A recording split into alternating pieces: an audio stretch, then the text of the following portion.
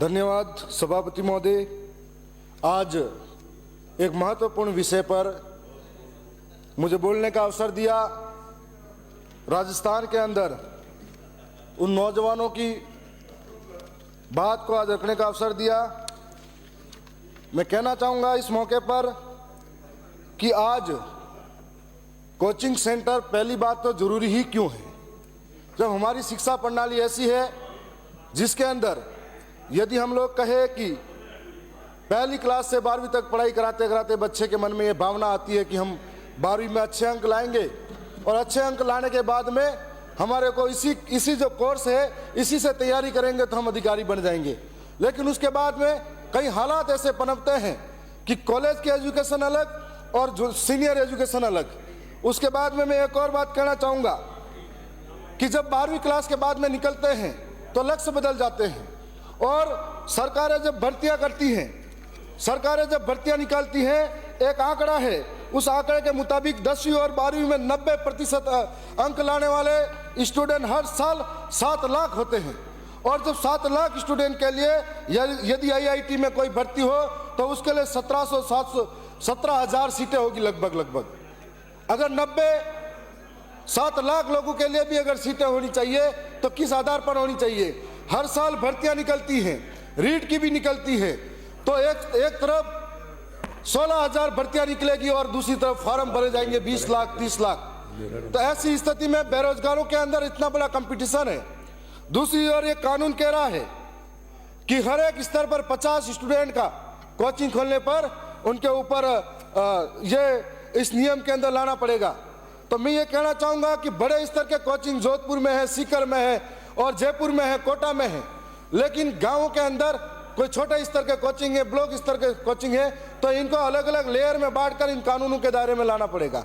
मैं साथ में यह भी कहना चाहूँगा कि इस तरह का अगर कोचिंग के अंदर जब बच्चा बड़ा होता है तो एक कोचिंग सेंटर अलग अलग अखबारों में इस तरह से प्रकाशित करते हैं कि जैसे विज्ञापन कि इस कोचिंग पे ये पढ़ाई होती है, इस तरह के इतने भर्तियां निकली, तो लड़कों के मन में कंपटीशन पैदा होता है कि मैं कौन सी कोचिंग पे जाऊं। और उनके माँ बाप के अंदर भी एक फोर्स करते हैं कि बेटा उस कोचिंग पे जाना पड़ेगा तेरे को, जिसके माध्यम से तो आगे बढ़ेगा और बड़ा अधिकारी बनेगा। चाहे उस बेटे का इंटरेस्ट उसमें है या नहीं है, लेकिन इस तरीके से कोचिंग में भेज दिया जाता है, जहां पर ऐसा हालात बन जाते हैं कि आपस में 20-20 लाख स्टूडेंट एक साथ कोचिंग करे और 4-4, 5-5 हजार की भर्तियां होती है, तो कहां से कौन उस भर्ती में आएगा। मैं साथ में यह भी कहना चाहूंगा कि आज कोटा के अंदर हर साल कोई न कोई स्टूडेंट आत्महत्या करता है और एक आंकड़े के अनुसार हर साल 10,000 स्टूडेंट आत्महत्या करते हैं। एक नौजवान जब उसके माता पिता उसको पढ़ाते लिखाते बड़ा करते हैं और उसके बाद में जब उम्मीद होती है कि ये बड़ा होकर नौकरी लगेगा, लेकिन बड़ा होने के बाद में कभी पंखे के ऊपर उसकी लाश लटकती मिलती है, तो किस तरीके की निराशा उसके सामने होती है। इस बात को हमें सोचना पड़ेगा और आज ये चर्चा कराई है उसके लिए भी मैं धन्यवाद कहूँगा कि आपने महत्वपूर्ण विषय पर चर्चा कराई है। साथ साथ में हम लोग दक्षिणी राजस्थान से आते हैं, हमारा इलाका ऐसा है जो आर्थिक रूप से सक्षम नहीं है, वहाँ पर बड़े हालात हैं, जहाँ कोई मजदूरी करके बच्चे को पढ़ाता है तो कोई खेती बाड़ी बेच के, कोई गहने गिरवे रख के पढ़ाता है।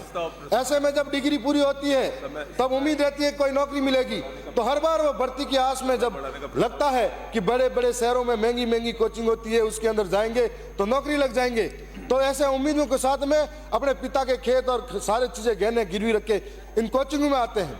जब कोचिंग में आते हैं, तैयारी करते हैं और तैयारी के बाद में अचानक से एक खबर आती है कि इस बार का जो पेपर था लीक हो गया। जब पेपर लीक होने की बात आ जाती है तब हमें ऐसा लगता है कि उनके सपने। सदन की कार्रवाई पूरी होने तक सदन का समय बढ़ाया जाता है। जब पेपर लीक होने की बात आ जाती है तो हमारे इलाके के जो स्टूडेंट हैं उनके सपने चूर इसलिए हो जाते हैं कि एक बार मेहनत करके वो एक बार पैसा इकट्ठा करके कोचिंग तक आ पाता है, उसके बाद आ नहीं पाता है। तो ऐसे में पेपर नहीं बिकते हैं उन किसानों के सपने, बिकते हैं उन किसानों के घर, बिकते हैं उन किसानों के खेत, बिकते हैं उन लोगों के उनकी माताओं के गहने।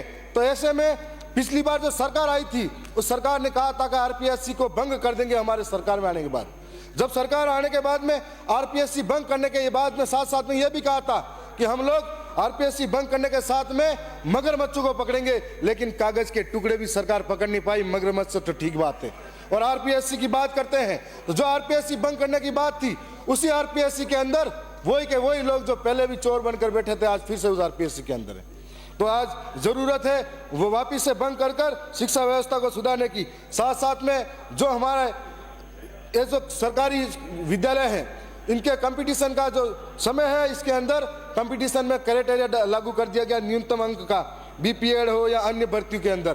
तो अन्य भर्तियों के अंदर हो या बीपीएड हो, इन भर्ती के अंदर जो न्यूनतम अंक है प्रणाली है, उसे कम से कम टीएसपी इलाके के लोगों के स्टूडेंट के लिए तो नहीं करना चाहिए, ताकि वो पहले से आर्थिक रूप से सक्षम नहीं होते हैं और इस कंपटीशन की दौड़ में शहरों के मुकाबले पीछे रह जाते हैं, तो वो उस संभल नहीं पाते हैं। तो उनके लिए खत्म होना चाहिए। मैं साथ में ये भी कहना चाहूँगा कि हर बार जब जयपुर जैसे, सीकर जैसे, कोटा जैसे महंगे शहरों में कोचिंग करना हमारे लिए बहुत बड़ी मुश्किल की बात होती है। तो ऐसे में कई बार भर्तियां होती है और भर्ती के अंदर कई तरह के घोटाले होते हैं। तो हम लोग ये कहते हैं कि टीएसपी इलाके के अंदर एक अलग से भर्ती का बोर्ड होना चाहिए, जिसके माध्यम से उस इलाके की भर्तियां अलग से हो सके।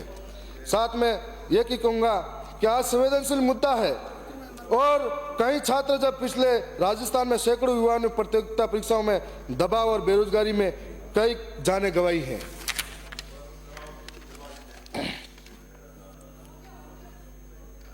मैं ये भी कहना चाहूंगा कि आज जो बेरोजगार हैं वो कई स्थिति से जूझ रहे हैं। हर साल राजस्थान का एक आंकड़ा है, हर साल 10 लाख नए बेरोजगार पैदा हो रहे हैं। तो सरकार के पास कोई पॉलिसी होनी चाहिए जिसके माध्यम से इनको रोजगार दिया जा सके और पेपर के अंदर जटिलता लानी चाहिए। चतुर्थ श्रेणी का पेपर है, उस पेपर को भी इतना हार्ड दिया जाता है जैसे आरएस का कोई पेपर हो, तो वो कोचिंग में मजबूर हो जाएगा। दूसरी बात, कोई कोचिंग करने के लिए बच्चा जाता है तो पहला एक करियर गाइडेंस होना चाहिए। जब कॉलेज से निकलता हो या 12वीं क्लास से निकलता हो, करियर गाइडेंस के माध्यम से उसे दिशा मिलनी चाहिए कि वो किस तरीके से किस तरफ जा सके, ताकि उस दिशा के माध्यम से अपने करियर को बना पाए। और साथ साथ में हर बार विद्यालय के अंदर पेरेंट्स और शिक्षकों के बीच में एक सामाजिक से बिठाना चाहिए, जिसके अंदर पेरेंट्स को यह भी बताना जरूरी है कि आपका बच्चा है, आपका भविष्य है, इसको किस तरीके की दिशा देकर आप आगे ले जा सकते हो। क्योंकि कई बार आस पड़ोस के बच्चों को देखकर एक माता पिता वो भी ये सोचता है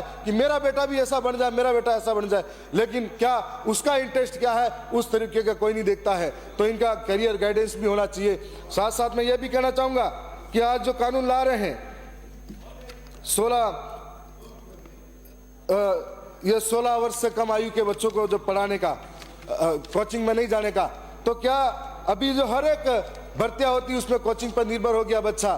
तो हमें ये सोचना पड़ेगा कि आखिर इनको कंट्रोल कैसे किया जाए और ये शिक्षा प्रणाली, ये शिक्षा व्यवस्था कैसे इसको बेहतर बनाया जा सके, जिससे। और दूसरी बात, हम लोग जो जितने भी अधिकारी है, कर्मचारी है, विधायक है, हम लोग कभी भी सरकारी विद्यालय के अंदर हमारे बच्चों को नहीं पढ़ाते हैं। हम लोग तो प्राइवेट स्कूल और प्राइवेट देखते हैं। तो आम गरीब और आम नागरिक के लिए ही सरकारी व्यवस्था है, तो कैसे वो कंपटीशन में आगे आ पाएगा। तो हमें शिक्षा व्यवस्था में सरकारी संस्थानों को भी मजबूत करने की जरूरत है, उसके माध्यम से ही हम आगे ला पाएंगे। और साथ साथ में ये भी कहना चाहूँगा कि कई बार ऐसा भी देखा जाता है, जैसे ही 12वीं पास होती है, 12वीं पास है, कॉलेज पास हो जाता है बच्चा, तो प्राइवेट कोचिंग संस्थानें अक्सर उनके अंदर डाटा निकालती है कि जो बच्चा होशियार है, जो बच्चा 90% से ज़्यादा अंक लाता है, उसको पहले ही कवर में ले लेते हैं और उसको पहले ही कोचिंग में बुला लेंगे, और जो बच्चा कमज़ोर है उसको आप नहीं बुलाएंगे। तो कई बार कोचिंगों में भी मेलजोल होता है।